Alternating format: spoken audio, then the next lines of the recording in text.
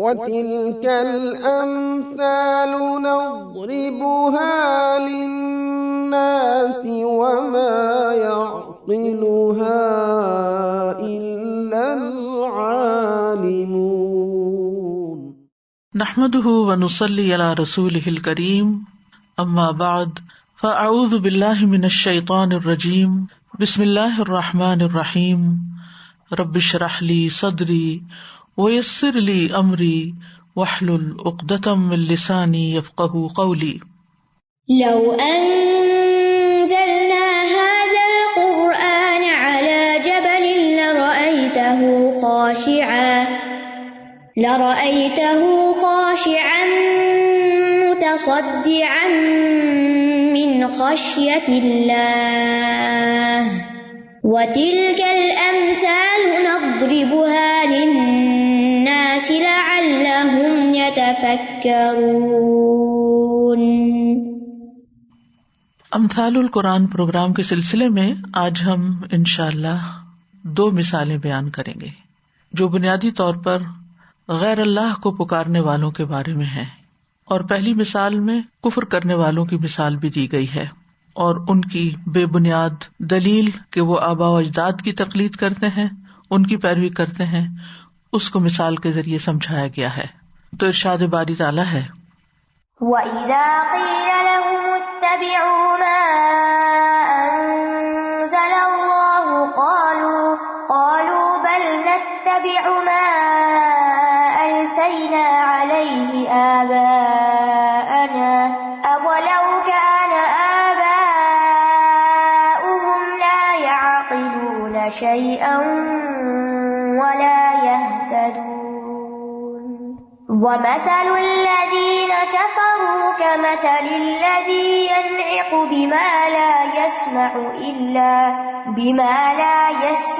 إِلَّا دُعَاءً وَنِدَاءً صُمٌّ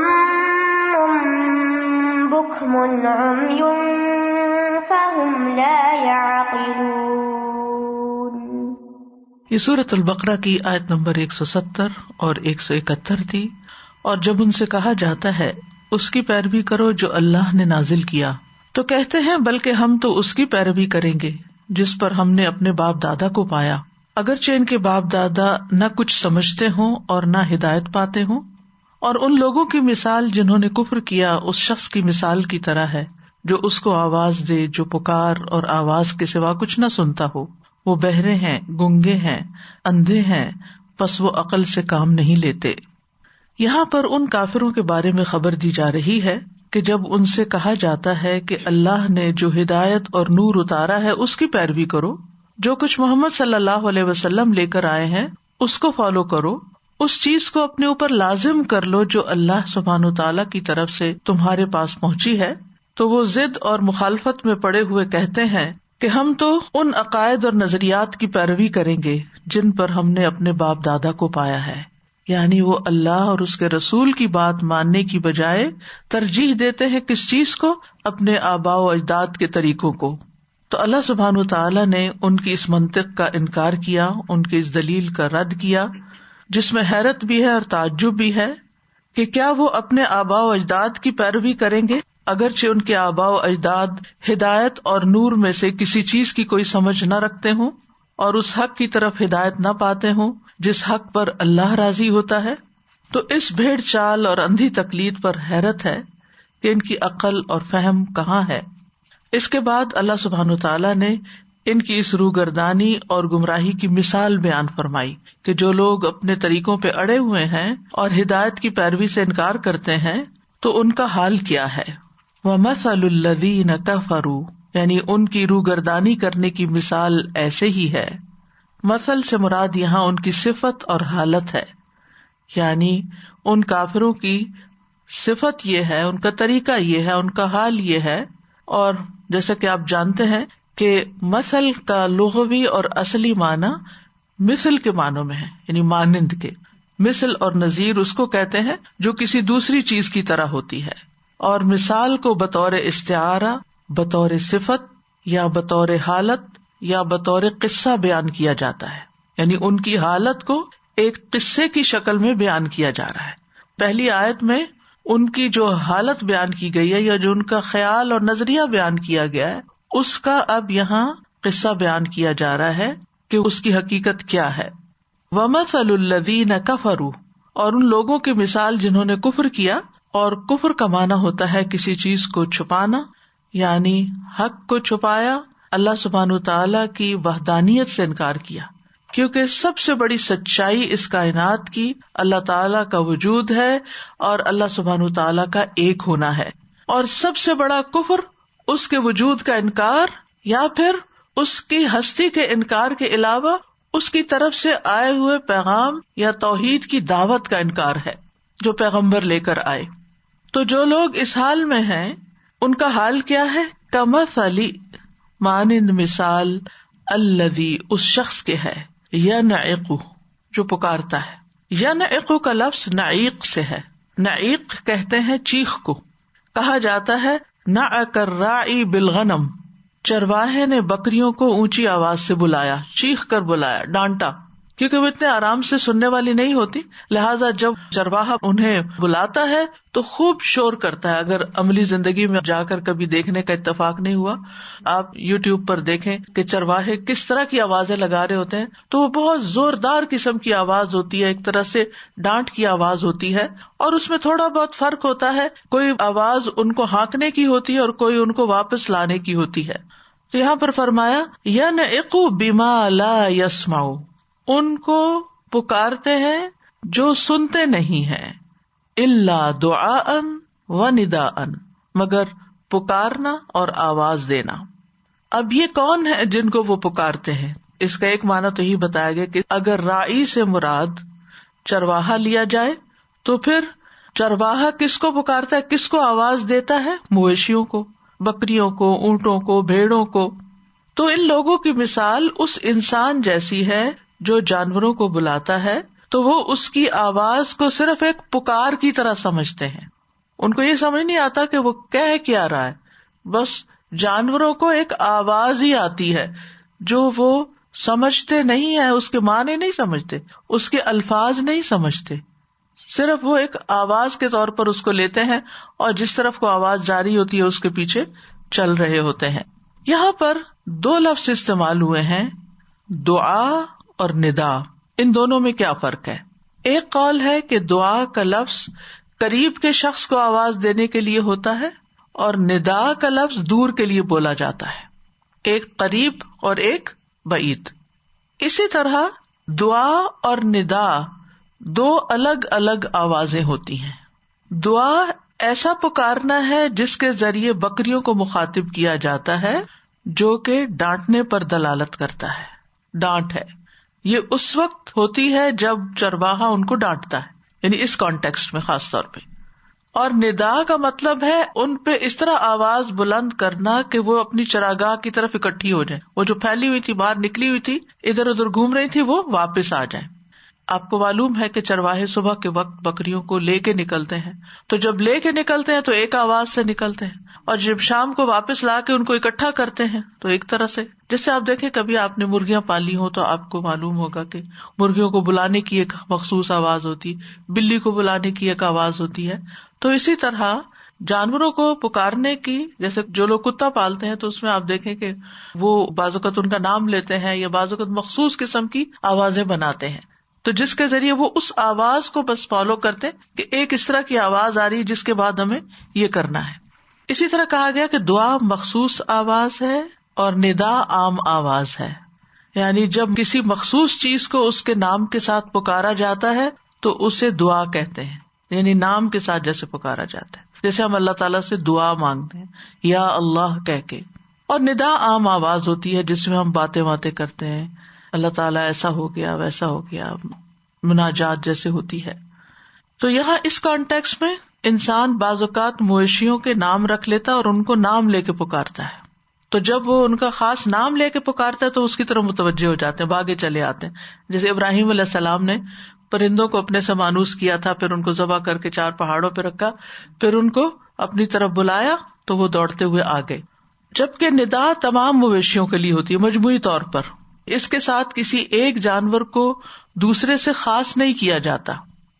تو یہاں یہ بتایا جا رہا ہے کہ یہ کافر اس لحاظ سے انہی جانوروں کی طرح ہی ہیں کہ یہ اپنے آباء کی اس حالت کی جس گمراہی پر وہ تھے بلا سوچے سمجھے پیروی کر رہے ہیں، یعنی ان کی طرف دوڑے چلے جا رہے ہیں جس پر وہ تھے، ان کی آواز پہ لبیک کہہ رہے ہیں، بجائے رسول صلی اللہ علیہ وسلم کی آواز پر لبیک کہنے کے انہوں نے کیا کیا، اپنے ماں باپ اور اپنے بڑوں یا اپنے لیڈرز جن کی بھی یہ پیروی کرتے ہیں جس طرف وہ بلاتے ہیں اس طرف چل پڑتے ہیں.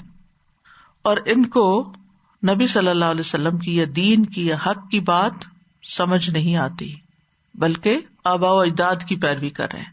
یعنی وہ سمجھتے نہیں، دونوں آوازوں میں ڈفرینشیٹ نہیں کر سکتے کہ کیا صحیح ہے کیا نہیں، بس آنکھیں بند کر کے جس کے وہ عادی ہو چکے اسی پہ چلتے چلے جا رہے ہیں. جیسے بکریاں عادی ہو جاتی ہیں نا، تو ایسے یہ بھی عادی ہو گئے ہیں اور اسی کے مطابق چل رہے ہیں.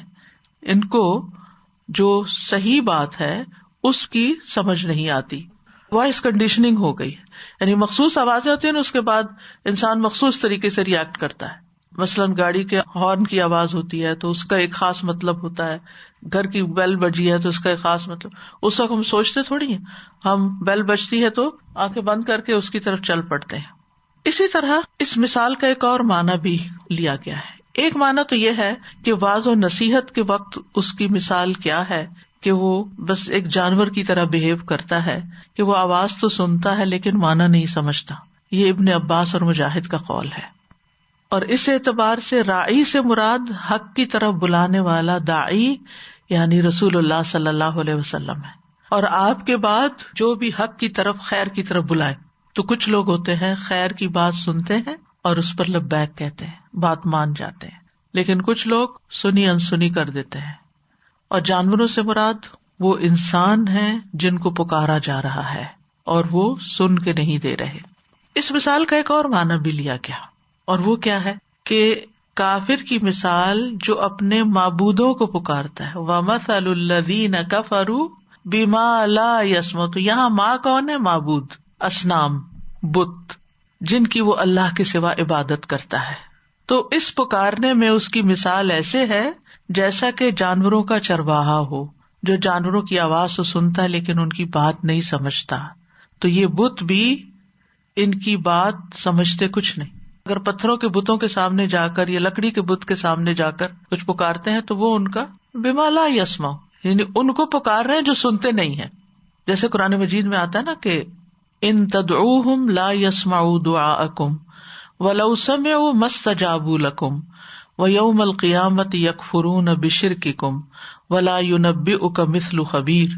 اگر تم انہیں پکارو تو وہ تمہاری پکار نہیں سنیں گے، اور اگر وہ سن لیں تو تمہاری درخواست قبول نہیں کریں گے، اور قیامت کے دن تمہارے شرک کا انکار کر دیں گے، اور آپ کو ایک پوری خبر رکھنے والے کی طرح کوئی خبر نہیں دے گا. یعنی اللہ کا بتانا ہی اصل بتانا ہے اور سچی بات وہی ہے. سم بکم امیون. سم اسم کی جمع ہے. عرب کے لوگ ایسے شخص کو سم کہتے تھے جو سنتا تھا لیکن اس میں عقل نہیں، گویا کہ وہ بہرا ہے. اور بکمن گنگا ہے، یعنی جو خیر کی بات نہ کرے چاہے وہ اس کی زبان ہو، بولتا ہو. اور امیون عامہ کی جمع ہے جو ہدایت سے اندھا ہو، ہدایت کو نہ دیکھتا ہو، ویسے بے شک دنیا کی چیزیں دیکھتا بھی ہو. تو ایسے لوگ جو کانوں سے بات سنتے ہیں لیکن کچھ سمجھتے نہیں، یہ سمن بکمن، اور حق کی بات بولتے نہیں، حق ان کو نظر نہیں آتا کائنات کے اندر، دلائل کے اندر. فہم لا یعقلون، تو وہ عقل سے کام نہیں لیتے، عقل استعمال نہیں کرتے، بات کو سمجھتے نہیں ہیں. یعنی بہرے، گنگے اور اندھے ہونے کی وجہ سے وہ ایسی عقل نہیں رکھتے جو خیر و بھلائی والی ہو. یہاں یاد رکھیے کہ ان کے ویسے کان سنتے ہیں، آنکھیں دیکھتی ہیں، لیکن جو بات انہیں سن کر سمجھنی چاہیے وہ نہیں سمجھتے. یعنی یہ کفار کی مثال ہے کہ وہ بات کو اس کے اصل پرسپیکٹو میں، اصل کانٹیکسٹ میں نہیں سمجھتے اور اس سے فائدہ نہیں اٹھاتے. چونکہ وہ اپنی عقل سے فائدہ نہیں اٹھاتے تو اللہ تعالیٰ نے ان کی عقل کی ہی نفی کر دی. یعنی جب کوئی کسی چیز سے وہ کام نہیں لیتا جس کے لیے وہ بنی ہو تو وہ کیا ہے؟ بیکار ہے، گویا کہ وہ ہے ہی نہیں. مثلاً اگر کوئی شخص مالدار ہے لیکن وہ اپنا مال خرچ ہی نہیں کرتا، تو اس کے لیے مال کا ہونا یا نہ ہونا کیا ہے؟ یعنی سوچئے نا تھوڑی دیر کے لیے، یعنی اگر کسی شخص نے ایک خزانہ بنا کے رکھا ہوا ہے اور وہ پڑا ہی پڑا ہے، نہ اس کو خرچ کرتا ہے، نہ اس کی زکوٰۃ دیتا ہے، نہ کسی پہ صدقہ کرتا ہے، تو پھر کیا ہے؟ گویا وہ اس کے لیے ایگزسٹ ہی نہیں کرتا۔ اسی طرح اللہ سبحانہ وتعالیٰ نے ہمیں یہ کان، آنکھ، دل، دماغ اس لیے دیے تھے کہ سب سے پہلے تو ہم ان کے ذریعے اس کو پہچانیں، اس کے کلام کو سمجھیں، اس کی ہدایت کو دیکھیں، اس کی نشانیوں کو دیکھیں۔ اصل میں عقل کا تعلق صرف دماغ سے نہیں ہوتا، عقل کا تعلق دل سے ہوتا ہے، تو دل کے اندر انہی راستوں سے معلومات جاتی ہیں جہاں سے پھر وہ سوچتا سمجھتا ہے اور اس کے مطابق کام کرتا ہے۔ یہ حواس جو ہیں عقل اور شعور اور کسی چیز کو معلوم کرنے کا ذریعہ ہے، تو وہ استعمال ہی نہیں ہو رہے۔ تو بات یہ ہے کہ کفار ہوں یا منافقین، دونوں ہی صم بکم عمیون ہیں۔ منافقین کے بارے میں پیچھے جو آیتیں ہم نے پڑھی، مثال پڑھی، اس کے آخر میں بھی تھا صم بکم عمیون فہم لا یرجعون، بہرے ہیں، گنگے ہیں، اندھے ہیں، واپس نہیں پلٹیں گے، یعنی اب وہ اسلام سے نکل گئے، اسلام کی طرف نہیں لوٹیں گے، ہدایت سے دور چلے گئے، ہدایت کی طرف نہیں آئیں گے۔ اور یہاں کفار کے بارے میں کہا گیا کہ وہ عقل نہیں رکھتے ورنہ وہ انکار نہ کرتے۔ سورۃ الاعراف میں اللہ تعالیٰ فرماتے ہیں وَلَقَدْ ذَرَأْنَا لِجَهَنَّمَ كَثِيرًا مِنَ الْجِنِّ وَالْإِنسِ لَهُمْ قُلُوبٌ لَا يَفْقَهُونَ بِهَا وَلَهُمْ أَعْيُنٌ لَا يُبْصِرُونَ بِهَا وَلَهُمْ آذَانٌ لَا يَسْمَعُونَ بِهَا أُولَئِكَ كَالْأَنْعَامِ بَلْ هُمْ أَضَلُّ أُولَئِكَ هُمُ الْغَافِلُونَ۔ اور بلا شبہ یقیناً ہم نے بہت سے جن اور انسان جہنم ہی کے لیے پیدا کیے ہیں، ان کے دل ہیں جن کے ساتھ وہ سمجھتے نہیں، اور ان کی آنکھیں ہیں جن کے ساتھ وہ دیکھتے نہیں، ان کے کان ہیں جن کے ساتھ وہ سنتے نہیں۔ یہ لوگ چوپاؤں جیسے ہیں، بلکہ یہ اس سے بھی زیادہ بھٹکے ہوئے ہیں، یہ لوگ بالکل غافل ہیں، بالکل غافل ہیں۔ وَتِلْكَ الْأَمْثَالُ نَضْرِبُهَا لِلنَّاسِ وَمَا يَعْقِلُهَا